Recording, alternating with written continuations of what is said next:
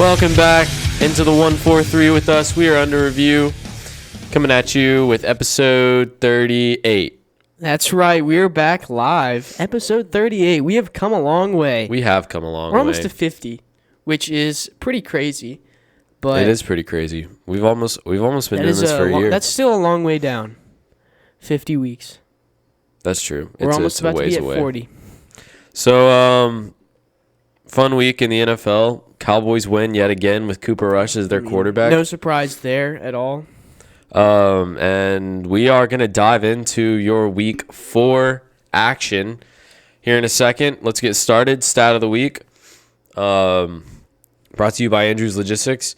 So I'm going to bring you 2 stats, both about the Cowboys. Not very surprising. Cooper Rush is the first QB in history, first Cowboy QB in history to start 4-0. His starting career record now is 4-0. Obviously, 1 game last season, 3 games this season. He is your first Dallas Cowboys QB to start their career 4-0. Way to be. The second stat is there are only 2 teams that have not allowed more than 20 points yet this season. Mm-hmm. That is the 49ers and the Cowboys. So that's just showing you right now that on both sides of the ball, the Cowboys are...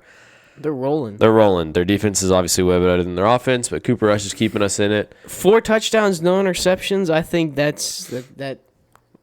is all that needs to be said. So we appreciate your contribution, Cooper.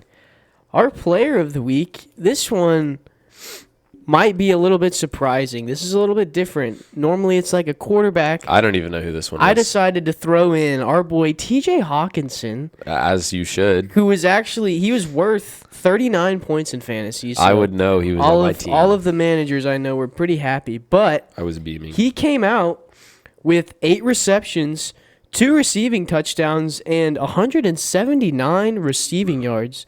The crazy thing about that is, like, on 2 different occasions, he got tackled at the 1, so he could have very well had 4 receiving touchdowns. That's pretty frustrating, but he was averaging 22 yards a reception, which is absolutely crazy, insane for a tight end. So TJ, the Lions still lost, unfortunately. The Lions are 45 to 48. The Lions are something. Their defense is pathetic. I think they're like on track to give up like 500 something points in the season. They all their games are so high scoring because their defense is terrible, but their offense is pretty good at scoring from behind. So it's interesting to see them play. But good job, TJ, this week. I had TJ in my lineup, and I won, but we will talk about that later. I won probably greatly because of TJ. So, yeah, great job, TJ. Moving on, let's talk about the week. Nick, what did you see? What did you not see? What did you like? What did you not like? Obviously, I love seeing the Cowboys win. We're now 2-0 in divisional play. Cooper Rush, yet again, proves everyone wrong and shows everyone that he is, in fact, him. He is the guy. Timothy. You are you. He is him. He is him. One thing is no interceptions. Obviously, I understand he threw 2 picks that got nullified due to they weren't picks. Penalties, but all I'm saying is on the stat sheet it will read 0 interceptions. I didn't see any those don't interceptions. even matter to me. We did beat the Commanders. I mean, I was gonna say that. Yes, the Commanders are nothing special, but their defense is solid. Our defense just absolutely destroyed the Commanders. Our defensive front was pressuring Carson Wentz on every play. They ran Micah on literally every position on the field. Like, he would pass rush off the edge. He would pass rush off the nose guard. You even saw him go out and cover Terry McLaurin in the flat. He's just all over the place and proving his versatility. He is proving that he is the greatest defensive player in the league right now. Yeah, so speaking of that, we're about to go on the road to LA to play the Rams on Sunday, to defending Super Bowl champs. And the big storyline is Micah Parsons versus Aaron Donald, who's the better defensive player right now. Mm-hmm. It's not even close at the moment. Like, Aaron Donald has not been doing much. He didn't record a single sack last night on Jimmy G. I think it's obviously Rams got shut down last night, so we're hoping that the Cowboys can do the same thing. So it'll be a real test. But also, the 49ers are really nothing special there. Right now, they're kind of like us. They're pretty good, They've got a but good defense. they're not like insanely. They're just this powerhouse team. They just have a solid defense, and they're just utilizing their weapons on offense to their advantage. So I don't know if anybody saw the game last night. They beat the Rams, and their defense kind of just shut the Rams down last night. So we're hoping that's what the Cowboys can do. It wasn't that exciting of a game, the Niners-Rams game, but also LA is kind of like maybe sometimes more of a home game for us. Second home, because I know last year when we played the Chargers, the stadium was filled with Cowboys fans. So LA's it felt like a home game. LA is a big brand city. And the Cowboys are the biggest brand in football right now and have been for a while. So we have a lot of fans there. So I think it won't necessarily be too much of a road game for us. I think it'll feel like home. Yeah. It'll be, and we have training out there. Like we're probably out there more. We have a facility. Our guys are probably out there more than they are in Dallas. So yeah. It'll be an interesting game. Looking forward to it. Hopefully our defense come in. Jerry's talking about bringing Dak back. I think we keep him on the bench for right now, and there's really no reason. I mean, he's just injured right now. He doesn't need to be playing. There's no reason to rush him back whenever we're doing fine. The guy that we have is 3-0 this season. Yeah, so I think we should be all right. Any other games that caught your eye this week? I know the Bills-Ravens game was a pretty big one. That was pretty interesting. That was interesting. Let's talk about the Bills. Nearly just choked that one. The first half for the Bills was pretty miserable. It was like 20-10, but it was like 20-3 for a while. It was 20-10 going into half. Anyways, long story short, they tied it up at the end.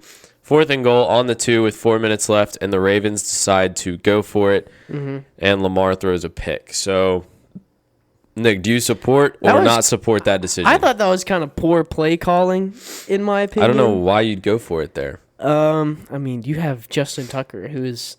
So you're going to get the field goal. Arguably the GOAT of kickers. And it's like a 30 or 25-yard field goal. That's an easy bag for Justin Tucker. So I'm kicking the field goal. I am as well, mainly because you haven't scored a touchdown or a field goal in the second half. So your offense is clearly not rolling. And you have a chance. Your defense has been holding the Bills pretty well for the most part.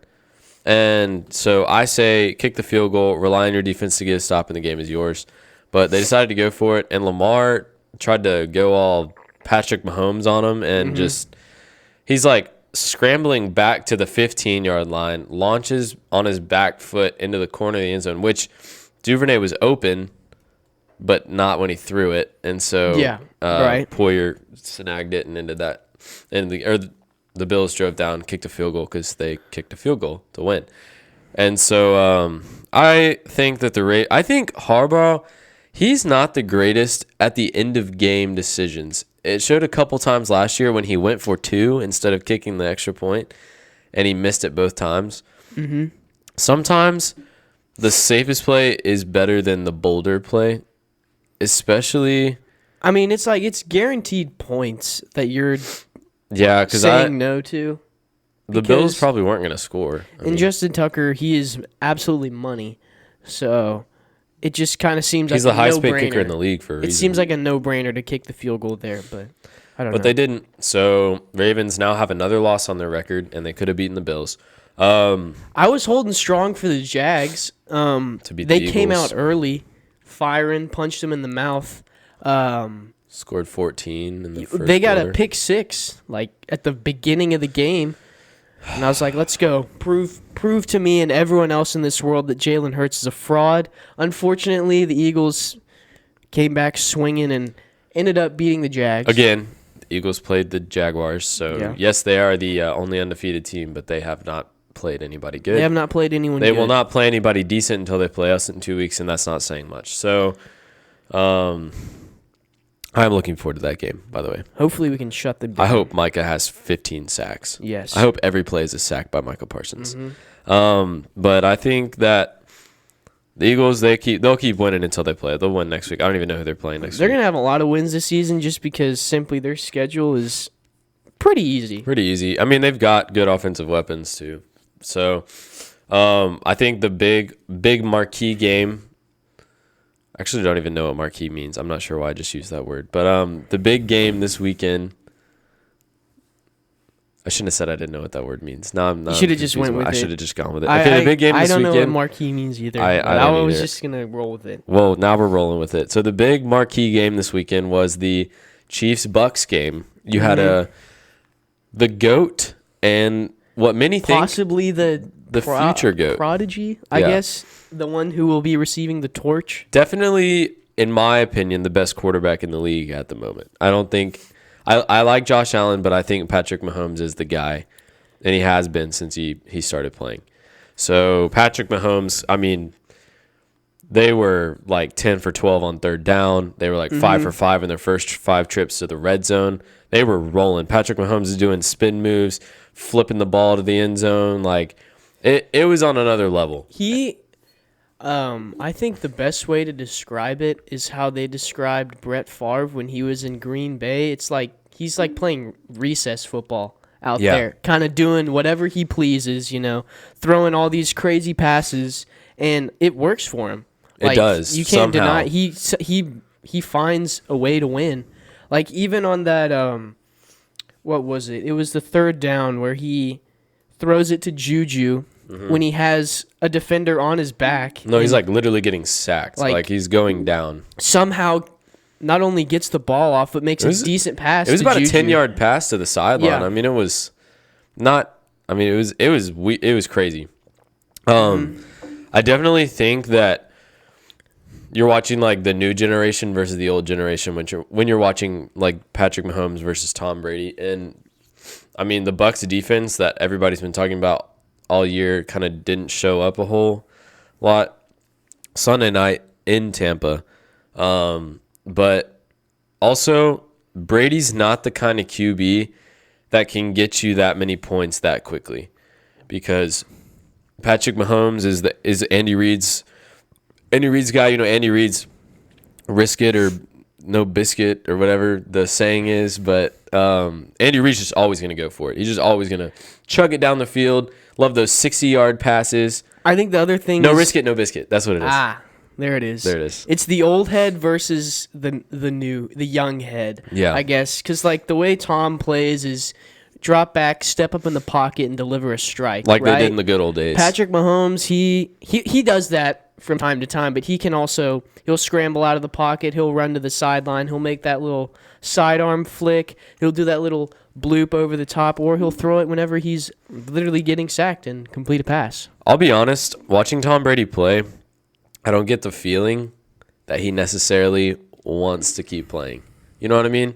Like I feel like I can kind of tell that he's just ready to be done. He's lost the he's dealing with some stuff off the field right now. But he just has a lot on his plate. His marriage is apparently not doing very great. I'm sure that is a distraction. Not a distraction. Sorry, that's the wrong word. But like that just plays a mental factor whenever you're it takes his focus away. A professional quarterback. So right. I mean, he just I think, and also, but we've talked about this too. Brady's not a September quarterback. Brady is a November, December quarterback and a January, February quarterback. So I'm not too worried about the Bucks. I think they'll be fine. But they've got. I think they're playing like the Panthers or the Falcons this week, so they should have a win on their docket. But the Monday night game last night, good divisional game, good win for the Niners because I don't like seeing the Rams win. So I didn't know this, but I apparently, oh man, I think the 49ers, they've won like 7 times or something like that against the Rams. Or I'm sorry, Shanahan's beat like McVay like 7 times. Obviously, was it 7 straight in the regular season? In hindsight, the Rams obviously won the game that mattered in the last year, right? They won in the NFC Championship. And if Tart had made that in the regular season, it seems like the 49ers own the Rams. In the playoffs, do you want to know who the 49ers own? Aaron Rodgers. The Packers. Week 10, Cowboys-Packers. I am so very looking much forward so to that. looking forward I cannot wait until Micah Parsons is eating Aaron Rodgers for lunch. Sack after sack after sack. But I'm not going to get into that because I'm all fired up for that game. That's in a few You're going to weeks. see Aaron Rodgers crying. Like, he will literally be crying. He might retire after the game that they play us. He might just walk off in the middle. Like, at halftime, he'll probably just take his pads off and be like, I'm done. Yeah, I mean, I'll see you boys he'll later. go cry to Blue of Earth, and he'll take some of those psychedelic drugs he's been talking about so much, and he'll just quit football because we'll have ended his career at that point. So, anyways, I think with the Packers barely beat the Patriots in overtime this weekend. That was very surprising. I figured the Packers were going to win that game, but I thought it was going to be maybe a little bit more of a margin between the Packers and the Patriots. I definitely was not predicting that it would go into overtime. I will say I'll give Aaron Rodgers credit for his one quote that he said, "This way of winning is not sustainable." The Packers are barely pulling out these wins. Mm-hmm. So that gives me a lot of encouragement. Even last week when they beat the Bucs, they got all their points in, I think it was the first quarter, and then they didn't score again. Yeah, so I'm hoping that when we play them, we just don't let them score at all. Yeah. We'll see, though, because Dak will be back by then, and I'm not too high on the Dak train right now. Also, I want to bring up something. So a lot of people like to compare Jalen Ramsey to Trevon Diggs. But I'm going to put that matter to bed really quick, because when the lights were shining the brightest on Monday and on Sunday, do you want to know who showed up and who did not show up? Who? I'll tell you this. Trevon showed up, and Jalen Ramsey did not. The play that will stick with me from Jalen Ramsey is when Deebo Samuel catches that slant and runs for a 57-yard touchdown, right? Yep. Jalen Ramsey has the opportunity to make the tackle, and it almost looked like his shoulder hit Deebo Samuel's hip, but it didn't even faze him. He kind of just lazily wanted to make it look like he gave an effort. And so that's a big talk of the town today. He ends up giving up a 57-yard touchdown. Yeah, that's not just us saying that. There are a lot of people saying that Jalen Ramsey gave up on that play. And then Trevon played absolutely out of his mind. You don't want to know how many receptions Terry McLaurin had when Trevon was guarding him? I do. 1 reception for 6 yards. Mm-hmm. Trevon had a interception and could very well have had 2. Yeah. Also, we got to shout out our boy. What was it? Something Bland. First NFL game, and he gets essentially the game icing interception. It was a good pick, too. It was a good pick. What I was going to say about Trevon was on that 4th down when the Commanders were in the red zone. Yep. He's one-on-one with Terry McLaurin. Carson Wentz throws it up into the back of the corner of the end zone, and Trevon Diggs just climbs the ladder. The closing smacks it out of reach of Terry McLaurin. Because Trevon got beat on that route. Yeah. And McLaurin was open in the corner. But Trevon had this insane closing speed to get to the ball and then jump 3 feet in the air and to bat it down with his arm. He plays the cornerback position almost like he's a receiver. Like on that interception that he had, he turns his body all the way around, and he's running down the sideline. Like a receiver. Essentially like he's going up to catch a fade. He catches it in front of his body and then just turns around and starts running back the other way. Attaboy Trevon, we hope to see more picks from him. So I just thought it would be a good idea to just put everyone's Ramsey versus Diggs to bed. Ramsey's a poser. I got to go into this before we get to our fantasy segment. I got to briefly say the Dolphins hype right now is on hold because the Dolphins were not very smart. They put Tua into the game Thursday night with a concussion. And so, obviously, when he got tackled again, he made it worse. Yeah, that was a very interesting decision. He was out on a stretcher. The Dolphins, trainer, he got fired. Literally, that night. We're not a player safety podcast, but they handled that situation terribly. That was very interesting. Y'all are the reason that moms don't let their kids play football. Mm-hmm. And I can say that with a lot of experience, Nick, because I was one of those Also, kids. the other thing is, this is for Tua. You don't want to get injured, then just, don't get tackled. It's that easy. Okay, just Nick. score on every Tua's play. a better player than you ever will be, and I don't appreciate you coming at him like that. I don't know. Who's got a concussion and who doesn't, so. Who's got 3 wins and who has 0? My team has 3 wins, all right? That's all that matters. The Cowboys are are performing well. But until Tua gets back, the Dolphins hype will probably be put on hold. So in the hands of Teddy Bridgewater for weeks to come. We'll see about that. All right, fantasy football time. We've already shouted out probably the biggest one this weekend was TJ Hawkinson. I had him on my team, and he had been underperforming. Yes, the past 3 weeks. Probably averaged about 5 or 6 a week. This last week he got 40, and then he just showed up out of nowhere. I think a lot of people were talking about possibly trading him or benching him or something of that nature. I think it's obviously we said last week don't overreact, but I think it might be time to overreact on one player, Nick, and I think you have him in one of your teams, and I'm gonna go ahead and say it. Jonathan Taylor has been not great this season. He started off with like 23 points and a touchdown, and he's really been nowhere since. He was a lot of people's number one pick. He hasn't hit double digits since week 1, which is very, very shocking. He had a fumble, which is unusual. Just murdered his fantasy production. So, but the thing is it's like it's hard to pass up on him. Well, I mean, he was the number one guy. You kind of had to take him. Yeah. So, another one, the Javonte Williams deal, tearing his ACL. Yeah, for those of you that have Melvin Gordon, you're probably going to want to stick him in that lineup. And the other thing was there had been talks that due to Melvin's poor performance in past weeks, that Javonte was going to get a lot more of the workload, but unfortunately for him, season-ending injury, the ACL. Yeah, I would also be hesitant with starting Melvin Gordon still. Anyways, just he's not. He had that like good. 3 fumbles or something like that. He's not great. I think a big one who's been very consistent is Nick Chubb. He's been doing very well. Joe Mixon, I will say,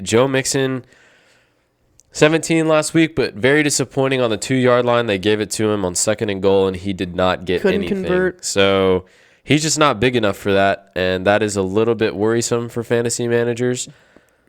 But that's all I have to say. Derrick Henry finally showed up with a touchdown. He did good last week. He did good. Non-existent. Exactly. And up until this week. I think that I'm trying to think of somebody else. I mean, like, you've got your receivers. I would just stick with the receivers you've got going right now. Hollywood Brown has actually still been going for some reason. The Kyle Pitts dilemma ever continues. It does as he got 4.7. Is it his fault?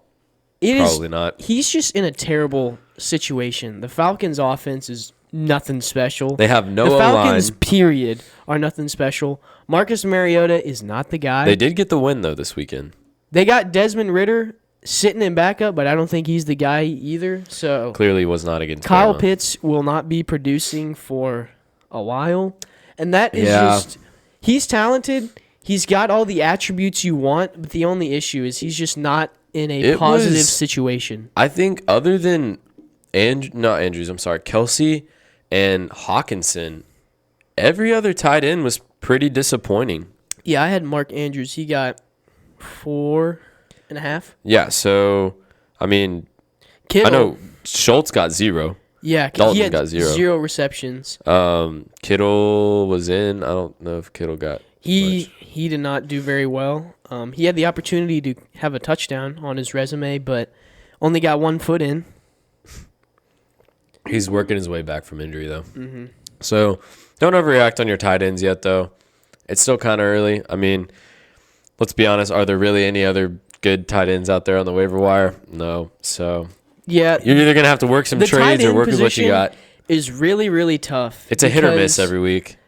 It's not like there's sleepers really right now on the waiver wires. So I would say if you've got like a Goddard, an Andrews, a Kittle, a Waller, I would stick with those guys. Yeah. Wait it out. Obviously, if you have TJ, keep him. Yeah, no, I mean, I wouldn't do anything. If you have with Kelsey, him right keep him. I think, but for the most part, your team should be fine for one more week. After week 5, there will be some judgments. You might need to start scrambling around. So, but let's give it one more week before we completely, freak out. Also, any Commanders receivers you have, It's just Get no rid point. of him. Get rid Maybe of him. McLaurin, Carson but other Wentz than that, is absolutely terrible. yes, he's getting. Well, he's also got no O-line. He has half a second to make a decision. Yeah, I would Only just, Commanders don't waste player your I'd time say with maybe Commanders is player. Antonio Gibson, but other than that, leave He him still alone. didn't even do that well. Yeah. But So, but anyways, that's our fantasy takes for this week, and take them, run with them, do whatever you want with them. But we'll come with you next week with some more. Well, here as we like to end our shows on Under Review, I've brought to you a quote from the man himself, the undeniable GOAT of receivers. That would be Jerry Rice. Today I will do what others won't, so tomorrow I can accomplish what others can't. Facts. And that's the truth. That's a mindset right there. GOAT mindset. It's just the leadership mentality, that champion mindset. He is him. Just go out and be a beast, all right? Y'all take that with you this week. Go out and be a beast. You heard it here first on Under Review. Thanks for tuning in. We will see y'all next week.